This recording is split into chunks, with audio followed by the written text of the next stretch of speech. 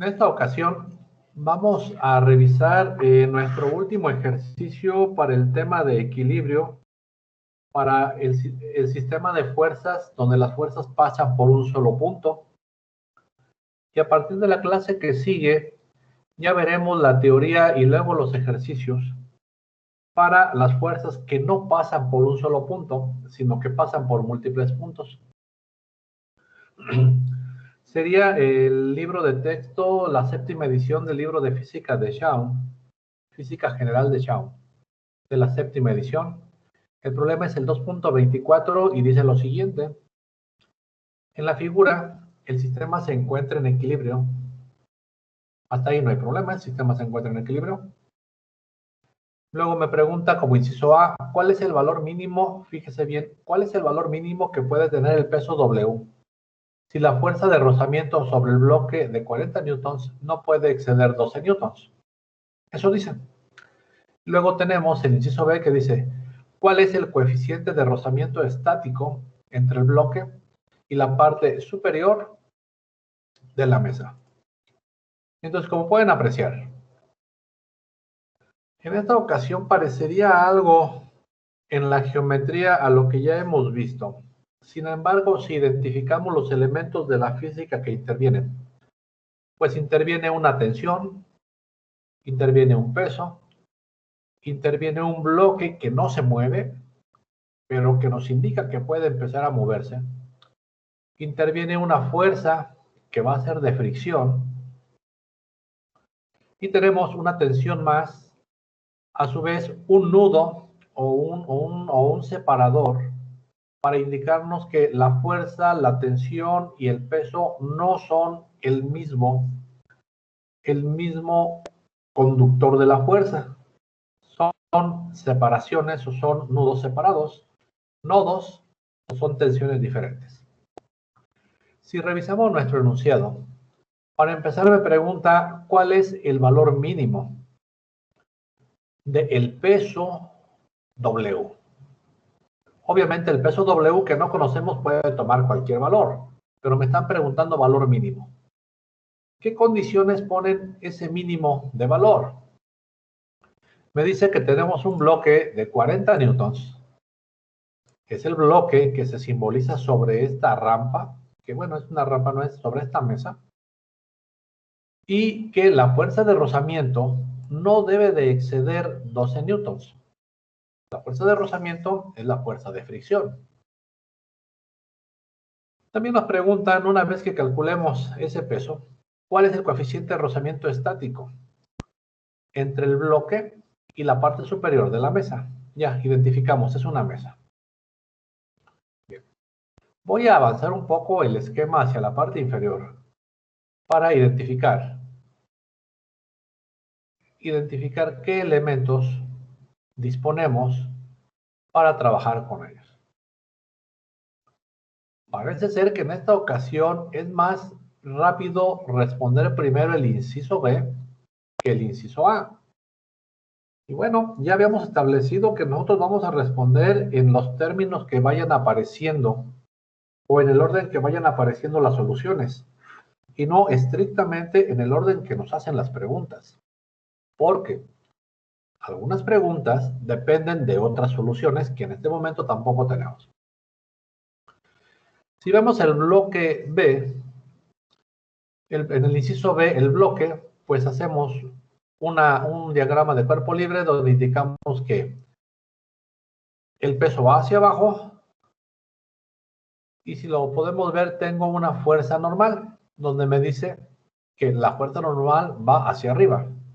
Si identificamos por la definición de fuerza normal, la fuerza normal es una fuerza perpendicular al plano. Dese cuenta que este peso W que estoy simbolizando no es el peso W del bloque. ¿Sí? Tiene que ver mucho con el sistema que está en la mesa. En la mesa. Y que sin duda está sujeto a una fuerza F y que tiene una fuerza de fricción. Vamos a reidentificar nuestros datos. ¿Cuál es el valor mínimo que puede tener el peso W que está colgando,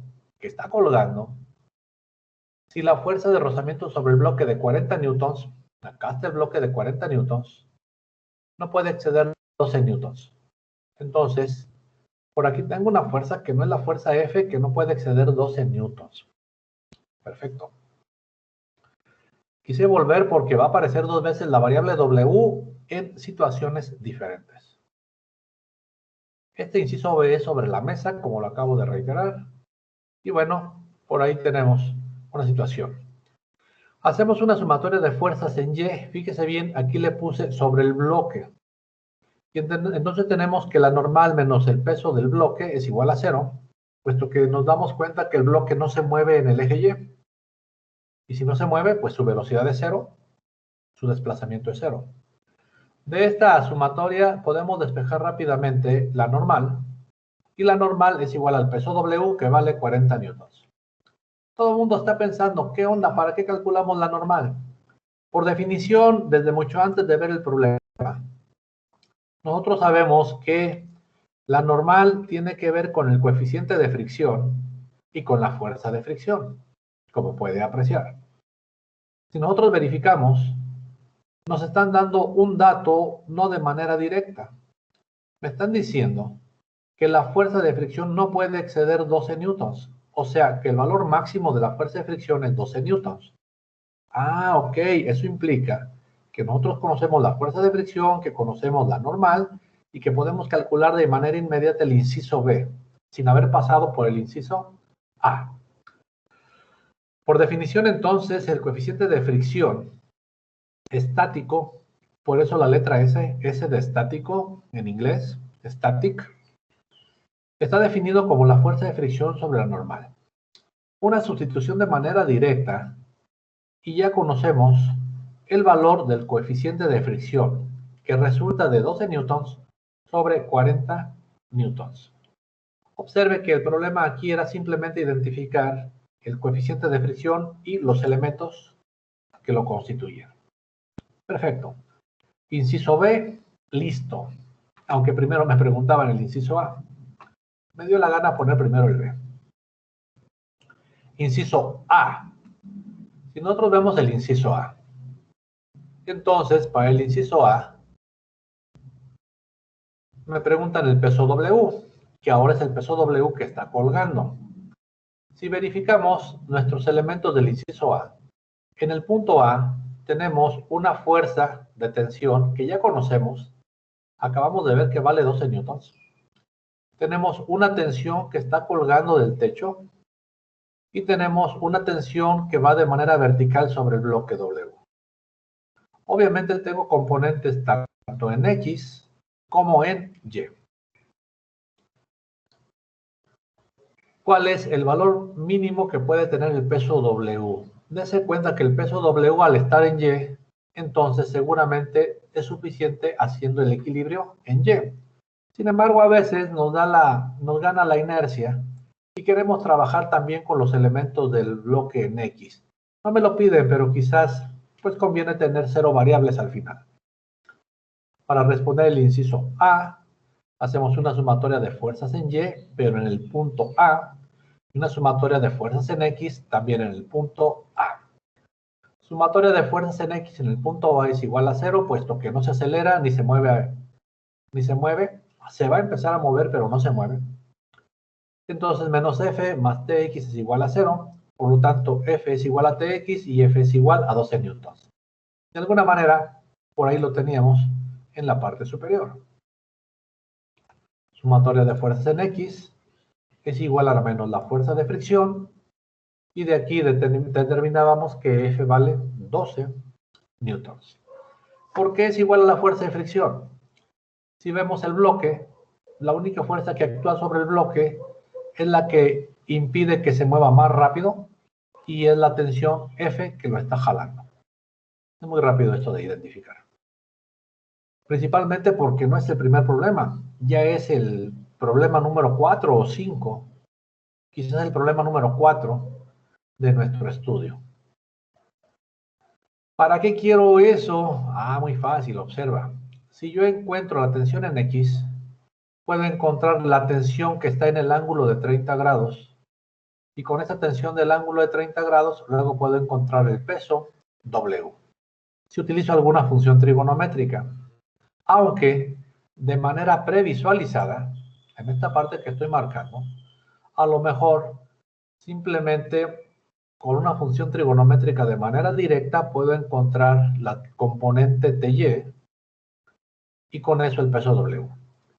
No lo puedo inventar, por lo tanto, para saber que TY inclinada a 30 grados es igual que W, debo de plantear mi condición de equilibrio para el eje Y.